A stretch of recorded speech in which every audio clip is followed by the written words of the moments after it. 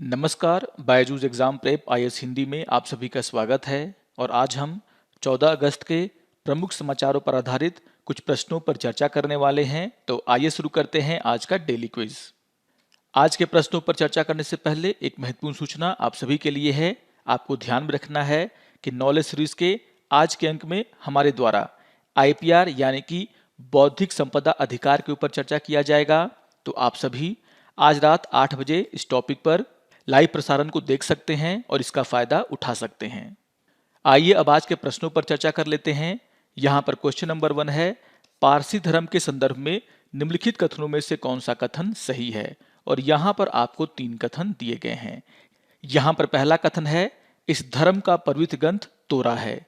तो आपको ध्यान में रखना है कि हम यहाँ पर पारसी धर्म की बात कर रहे हैं और पारसी धर्म का जो प्रमुख धर्म ग्रंथ है वह जेद अवेस्ता है। और इसके आधार पर अगर देखा जाए तो यहाँ पर पहला कथन गलत हो जाता है। आइए देख लेते हैं दूसरे कथन को। दूसरा कथन है, अग्नि और जल को पारसी धर्म का शुद्ध प्रतीक माना जाता है। तो यहाँ पर यह कथन पूरी तरीके से सही है। आपको ध्यान में रखना है कि अग्नि और जल को पारसी धर्म का शुद्ध प्रतीक माना जाता है, यानी कि यहाँ पर दूसरा कथन बिल्कुल सही है।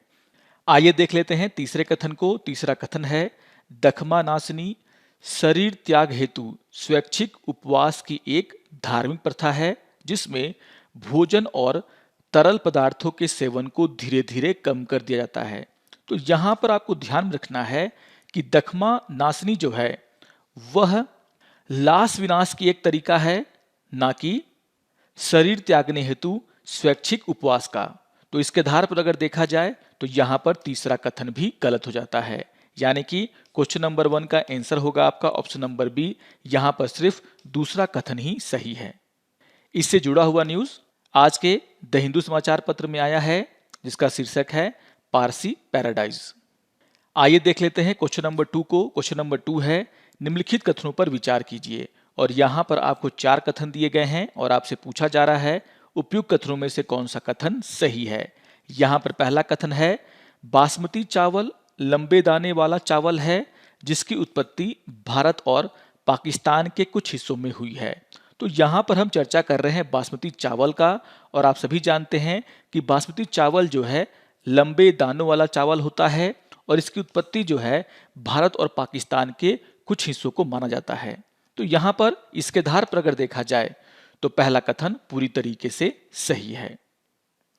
आइए देख लेते हैं दूसरे कथन को। दूसरा कथन है, वैश्विक उत्पादन में लगभग 70% हिस्सेदारी के साथ भारत बासमती चावल का सबसे बड़ा उत्पादक है। तो यहाँ पर यह कथन भी पूरी तरीके से सही है। भारत के द्वारा दुनिया में सबसे ज्यादा बासमती चावल का उत्पादन किया जाता है। आइए देख लेते हैं तीसरे कथन को। तीसरा कथन है, कृषि भूमि से बासमती चावल की उपज गैर बासमती किस्मों का लगभग आधा है। तो यहाँ पर कहने का मतलब ये है कि जो बासमती चावल की उपज है वह जो है गैर बासमती चावल से आधी होती है अगर हम किसी भूमि में इसे रोपते हैं तो यहाँ पर यह कथन भी पूरी तरीके से सही है। आपको ध्यान में रखना है कि अगर आप बासमती चावल का खेती करते हैं तो यहाँ पर उसी जमीन पर जो है अगर आप गैर बासमती चावल को लगाते हैं तो वहां पर उपज आपको ज्यादा मिलेगा, जबकि बासमती चावल का उपज उसी जमीन से कम होता है। यानी कि यहाँ पर तीसरा कथन भी पूरी तरीके से सही है। आइए देख लेते हैं चौथे कथन को। चौथा कथन है, बासमती जितनी पुरानी होती है उसका स्वाद और सुगंध उतना ही बेहतर होता है। तो ये भी आप सभी को पता होगा कि ये कथन पूरी तरीके से सही है। यानी कि यहाँ पर चारों के चारों कथन बासमती चावल के बारे में सही हैं और इसीलिए क्वेश्चन नंबर 2 का आंसर होगा आपका ऑप्शन नंबर डी। यहाँ पर चारों के चारों कथन सही हैं। इससे जुड़ा हुआ न्यूज आज के द हिंदू समाचार पत्र में आया है, जिसका शीर्षक है Punjab bans use of 10 insecticides. आइए अब क्वेश्चन नंबर 3 पर चर्चा कर लेते हैं। क्वेश्चन नंबर 3 है, निम्नलिखित में से किसे टीटागढ़ षड्यंत्र मामले में दोषी ठहराया गया था। और यहां पर आपको 4 ऑप्शन दिए गए हैं। पहला है भवानी प्रसाद भट्टाचार्य, दूसरा है चितरंजन दास, तीसरा है पारुल मुखर्जी और चौथा है एस.एम. जोशी। तो आपको ध्यान में रखना है कि हम यहाँ पर चर्चा कर रहे हैं टीटागढ़ षड्यंत्र की। इससे जुड़ा हुआ जो न्यूज है द हिंदू समाचार पत्र में भी आया है आज के, जहां पर जो है पारुल मुखर्जी को लेकर के चर्चा किया गया है, जो कि टीटागढ़ कॉन्स्पिरेंसी से जुड़ी हुई हैं।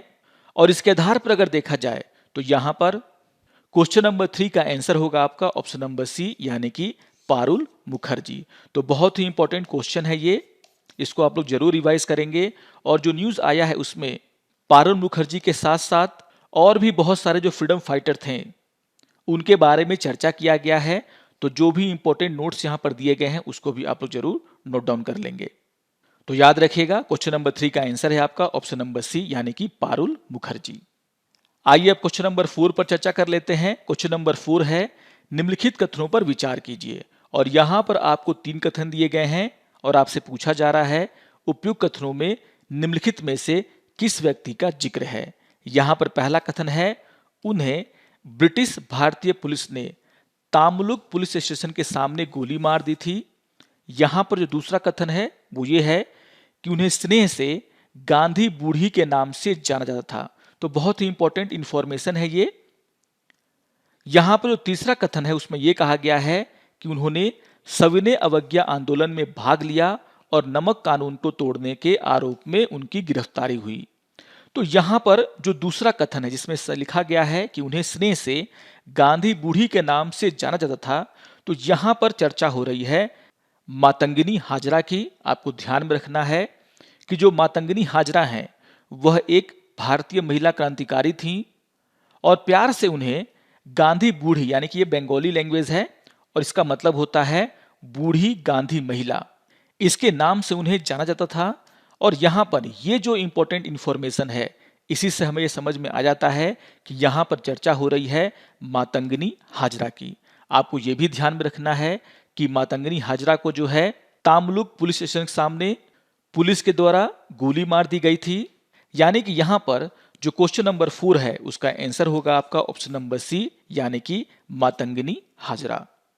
आइए अब एक प्रीवियस ईयर क्वेश्चन पे चर्चा कर लेते हैं और ये क्वेश्चन 2022 में पूछा गया था।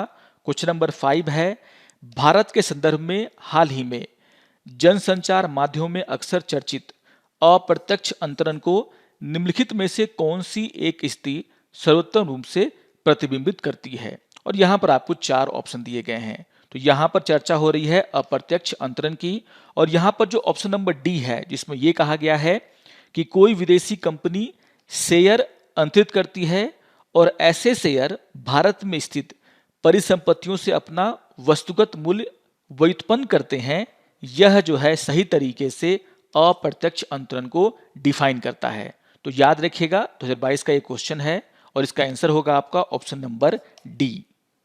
आइए अब चर्चा कर लेते हैं आज के तथ्य के ऊपर और आज का तथ्य है आपराधिक मामलों में पारस्परिक कानूनी सहायता। तो आपको ध्यान में रखना है कि इससे जुड़ा हुआ जो न्यूज़ है वो द इंडियन एक्सप्रेस में आया है, जिसका शीर्षक है India Italy negotiate legal assistance treaty. और यहां पर यह कहा जा रहा है कि भारत और इटली जो है वह म्यूचुअल लीगल असिस्टेंस ट्रीटी, जिसे हम बोलते हैं शॉर्ट में MLAT, यानी कि आपराधिक मामलों में पारस्परिक कानूनी सहायता के ऊपर जो है एग्रीमेंट के ऊपर चर्चा कर रहे हैं। आपको ध्यान में रखना है कि भारत के द्वारा अभी तक 45 ऐसे देश हैं जिनके साथ आपराधिक मामलों में पारस्परिक कानूनी सहायता ट्रीटी किया गया है, लेकिन इटली के साथ हमारा जो है ऐसा कोई भी ट्रीटी नहीं है, जिसको देखते हुए जो है भारत और इटली के द्वारा आपराधिक मामलों में पारस्परिक कानूनी सहायता को लेकर के बातचीत किया जा रहा है। अगर हम पारस्परिक कानूनी सहायता की बात करें तो यहां पर आपको ध्यान में रखना है कि इसका मतलब यह होता है कि मान लीजिए 2 देश हैं ए और बी, और यहां पर मान लीजिए एक देश का अपराधी दूसरे देश में जाकर के छुपा होता है या फिर एक देश में अपराध करके दूसरे देश में चला जाता है, तो यहां पर जो दूसरा देश है वह जो है अपराध की जांच करने में उस देश की सहायता करता है जहां पर अपराध हुआ है। यानी कि साक्ष्य इकट्ठा करने में, बयान लेने में, सबूतों को इकट्ठा करने में, सूचना, दस्तावेज, रिकॉर्ड, इन सभी का पता लगाने के लिए ये जो दोनों देश हैं वे एक दूसरे का सहायता करेंगे, जिसे हम बोलते हैं पारस्परिक कानूनी सहायता ट्रीटी। तो भारत के द्वारा अभी तक 45 ऐसे देश हैं जिनके साथ जो है ऐसी ट्रीटी की गई है और इसी को लेकर के भारत और इटली भी बातचीत कर रहे हैं। तो इस न्यूज़ को भी आपको जरूर ध्यान से पढ़ना है। तो आशा करता हूं कि आप सभी को आज का ये डेली क्विज पसंद आया होगा। सारे क्वेश्चंस बहुत ही महत्वपूर्ण हैं, इसको आप लोग जरूर रिवाइज करेंगे। इससे जुड़े हुए जो न्यूज़ हैं उनको भी आप लोग जरूर पढ़ेंगे। और अगर आपको ये वीडियो अच्छा लगे तो आप जरूर इसको लाइक करें, शेयर करें और दूसरों को भी सब्सक्राइब करने के लिए प्रेरित करें। तो मिलते हैं डेली क्विज के अगले अंक में, तब तक के लिए नमस्कार और धन्यवाद।